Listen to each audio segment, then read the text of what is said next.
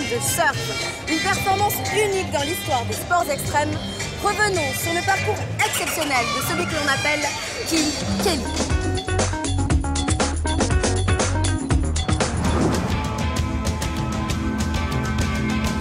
C'est ici que tout a commencé, il y a 39 ans très exactement. Bienvenue à Cocoa Beach en Floride, lieu de naissance de Robert Kelly Slater le 11 février 1972, son lieu de résidence actuel. Autrement dit, cette plage, c'est chez lui.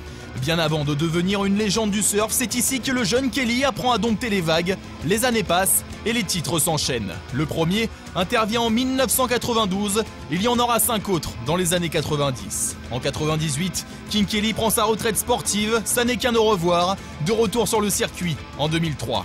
Il met 2 ans à reconquérir sa couronne mondiale, son total est alors de 7, ce qui fait d'ores et déjà de lui le surfeur le plus titré de l'histoire.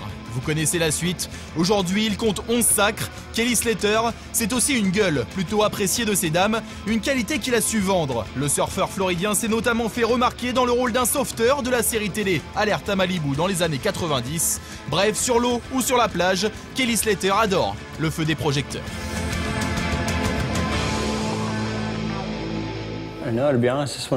Pour être honnête, mon 11e titre ne m'a pas spécialement ému.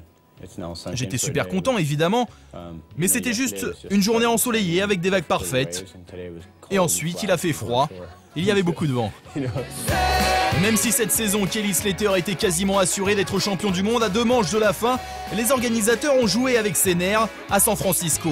Dès le 2e jour, le titre lui est attribué prématurément en raison d'une erreur de calcul. Mais trop tard de toute façon, le champagne était débouché. King Kelly a dû faire preuve de patience pour savourer, enfin.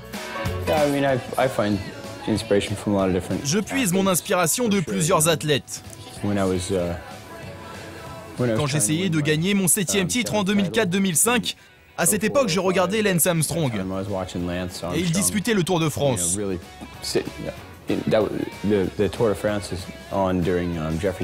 Alors je me réveillais tous les jours et j'allumais la télé. Et quand il n'y avait pas de compétition, on regardait le Tour de France toute la journée.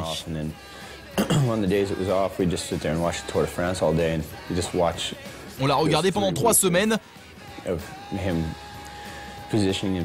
La façon dont il se battait, s'organisait avec son équipe. Lance Armstrong est vraiment une inspiration pour moi. Parce qu'il ne s'épuise pas tout seul sur la route, il se concentre simplement sur le type à battre. Et il se fout du type qui sort du peloton et qui veut gagner l'étape. Vraiment en termes de compétitivité, la manière qu'il a de canaliser sa force, combien d'énergie il dépense pour chaque étape. Vu que pour moi aussi les contests durent sur plusieurs jours, eh bien désormais j'appréhende ces contests de la même manière qu'une étape du Tour de France. Avant son dernier trophée remporté le mois dernier, Kelly Slater était aussi surnommé K-Ace 10 pour 2 raisons. D'abord évidemment suite à son 10e titre de champion du monde acquis le 6 novembre 2010, mais aussi pour l'avoir obtenu sur une note de 10 sur 10. Oui, Kelly Slater est un perfectionniste.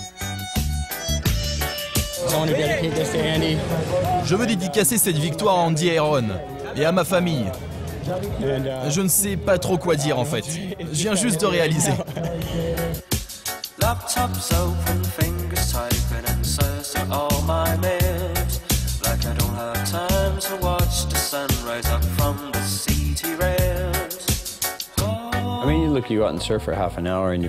Quand tu t'entraînes sur ton surf pendant 30 minutes, ça peut être physiquement suffisant. Tout dépend en fait de qui tu es. Tu peux te préparer pendant 5 minutes ou même pendant 1 heure avant de surfer. L'important est de ne pas perdre trop d'énergie. Physiquement, je me sens bien. C'est amusant parce que je ne me sens pas non plus à 100%, mais ça fait longtemps que ça ne m'est pas arrivé. Il faut dire que j'ai connu pas mal de blessures. Je me suis notamment blessé au genou. J'ai des tissus musculaires qui ne se sont pas complètement remis. Mais parfois, même quand vous êtes blessé, l'adrénaline peut suffire. Quand vous surfez des vagues importantes, quand vous faites des trucs difficiles, vous pouvez le surmonter avec l'adrénaline. En gros, je peux vous dire que j'ai surfé un paquet de vagues simplement au mental parce que mes jambes ne répondaient pas vraiment. Mais physiquement, je me sens bien quand même. D'ailleurs, je pense que j'ai été un peu chanceux, car j'ai eu beaucoup de grosses entorses, des os cassés, mais il n'y a eu qu'une seule fois dans ma carrière où à cause d'un accident, j'ai passé 2 ou 3 mois hors de l'eau. Plus jeune surfeur de l'histoire à être devenu champion du monde à 20 ans, Kelly Slater est aussi le plus vieux, avec ce 11e titre obtenu à 39 ans. Une chose est sûre, si les légendes ne meurent pas, elles vieillissent aussi très bien. Quand le surf est réellement la seule chose que tu as dans la vie, tu te mets la pression pour être vraiment très bon et tu te donnes les moyens de gagner.